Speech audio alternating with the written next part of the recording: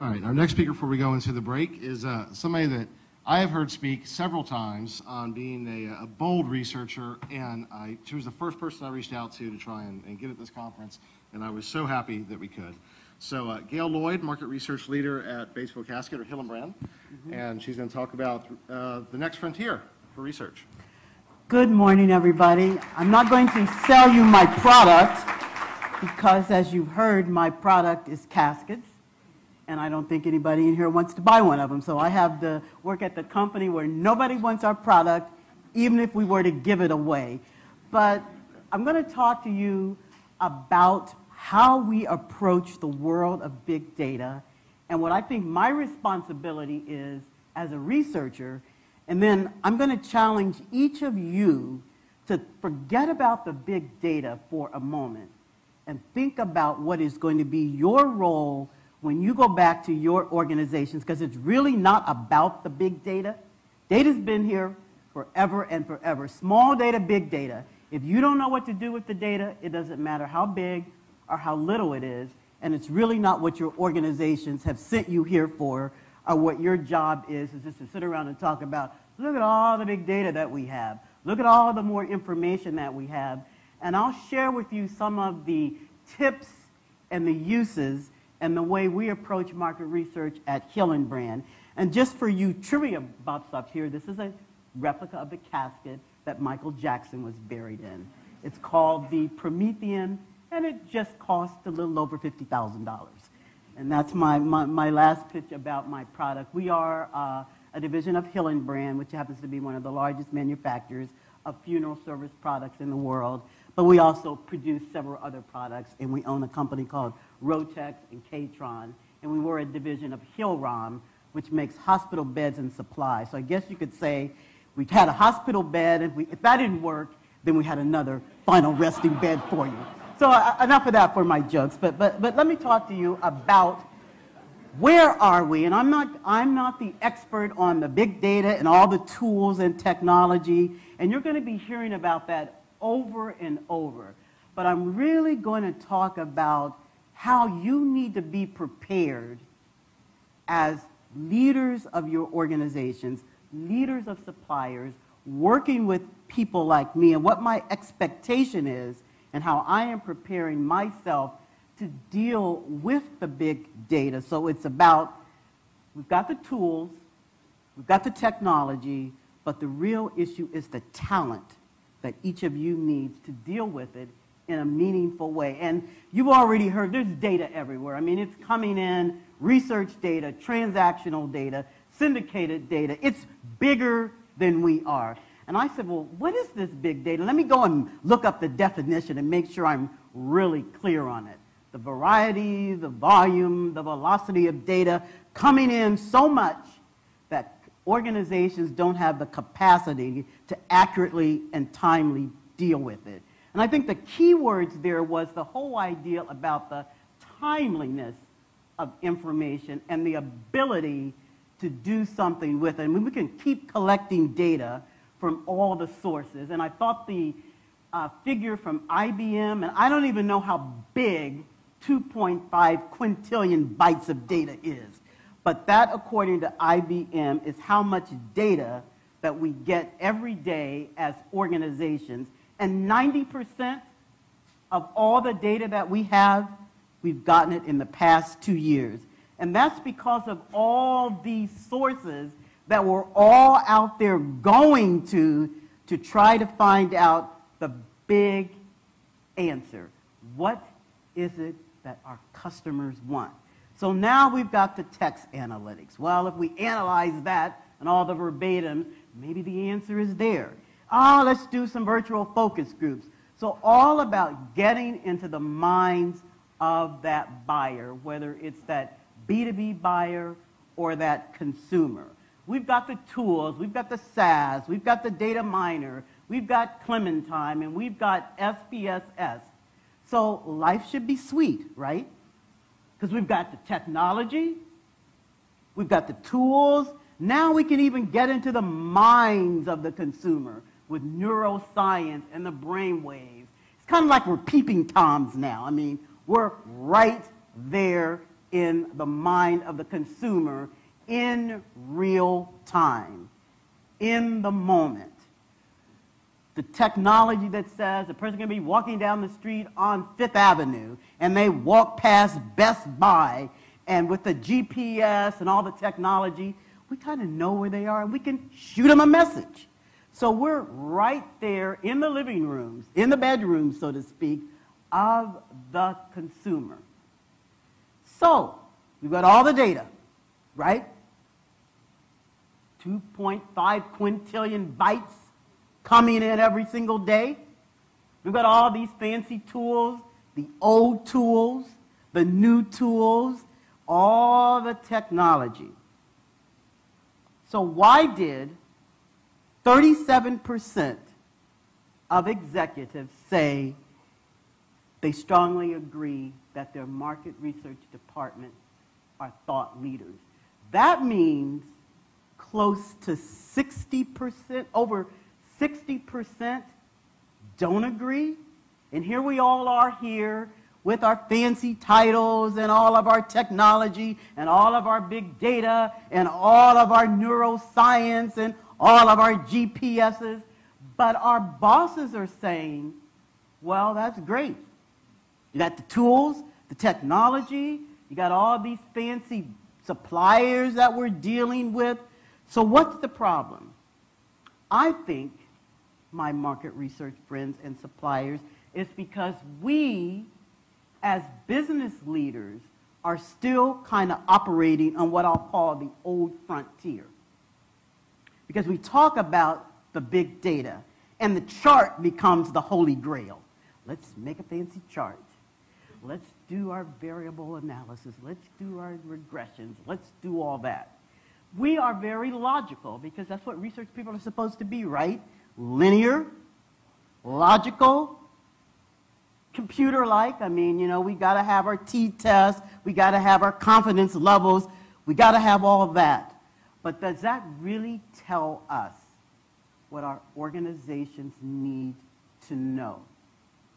How are we taking all of this big data and finding the nuggets, the succulent, delicious pieces of information that transform that data into what I call the story?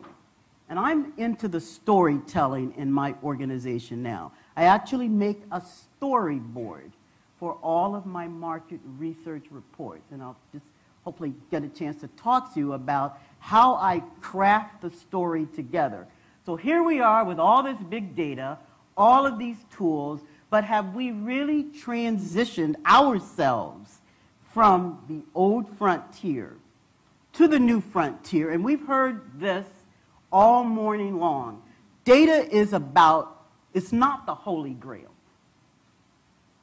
The Holy Grail is the succulent, pointed pieces of information, the patterns that we can devise. Let me just give you one example of how I moved outside of data. I said I work in the casket industry. So you'd probably wonder, why do we go to the automotive industry?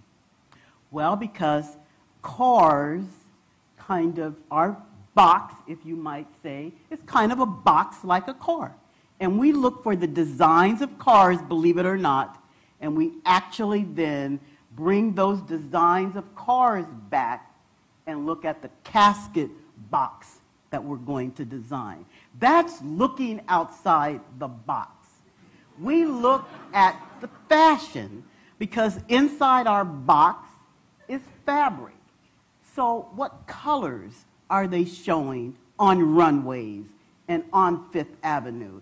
And I haven't convinced my organization, let me go to Paris, to the runway. But what I did say is we need to be looking at different other industries where we can align our products. So we spend actually a lot of time going to the car industry. We used to look outside of the car. I kind of said, let's go inside the car. And I kind of was looking at the cup holder, and they're bigger now. So that said, well, let's kind of look at fast food. You know why that would be important? Because big cups mean bigger people and obesity, and we had to design a line of oversized caskets. That just came from trying to be a little more inventive, not just looking at the standard industries that one might think of, but trying to take data and look beyond the obvious. So when I'm looking at data now, I have my workflow analysis. It's always, what's the core question? Because we've all got all of this data. If I'm looking at the data versus the business issue, then I'm just sucked in to the mountain of data. So my question that I always ask my business partners now is, what's the big overriding issue that then drives my core questions? And my business partners need to tell me that. What's the insight and the learning? And this is my model, whether I'm dealing with transactional data or research data. What's going to be the business value of this information? If people can't tell me that, then that means the data search that I'm going on is probably futile. What's the priority of this information to the organization, and where are all the pieces of this data residing?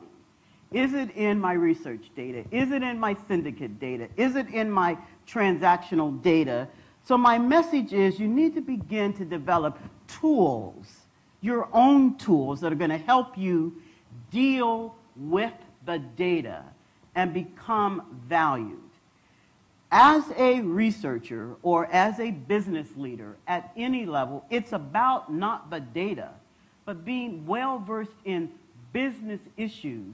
So you talk strategy, you talk business issues, and the data then just kind of follows. Kind of relationships that others take for granted. My example about the car and the cup holders, and then thinking about fast foods, because we get a lot of data. We know every disease that causes people to die. We get that from the Center of Disease Control. So we get tons and tons of data, actuarial data. But then I begin to think, well, I got to look outside that data. There's other places. So you need to think about your industries. What would be some unobvious areas that you might go to? Savvy business consultant, and you've heard talking about synthesizing this information. And again, I kind of use my workflow analysis grid. So I'm thinking about, I got this data here, I got this piece of data here. These pieces of data will come together and hopefully give me an answer. As researchers or marketing science people, and I talk about where do we need to be, students of human nature, not just students of data. And I think we've kind of heard earlier, we've got this behavioral data, we're into the minds of consumers. You need to be well-read. And I don't just mean reading your standard business books or your math books or whatever, but where do you read that really understand how people think and behave beyond the obvious? Exceptional listening skills. What are the executives saying? I get this terrible call at least twice a week from one of our VPs. Gayle, what do we know about? And he's not saying, make me a chart. He said, what do we know about? That means I got to go to this data set, because he's kind of saying, bring me the 5 key pieces of information about X. So again, it's rethinking, not just focusing on the tools that you have, but how are you preparing yourself? I'm looking over there for my sign there. Right brain, left brain. I bring this up, and I've used this quite a bit, because I think as researchers, quite by nature, we are left brain people.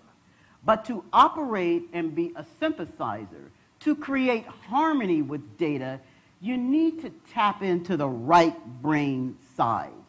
And that's about the artistic, the conceptualizing, the emotional, bringing the music. And I say at times, step away from the data.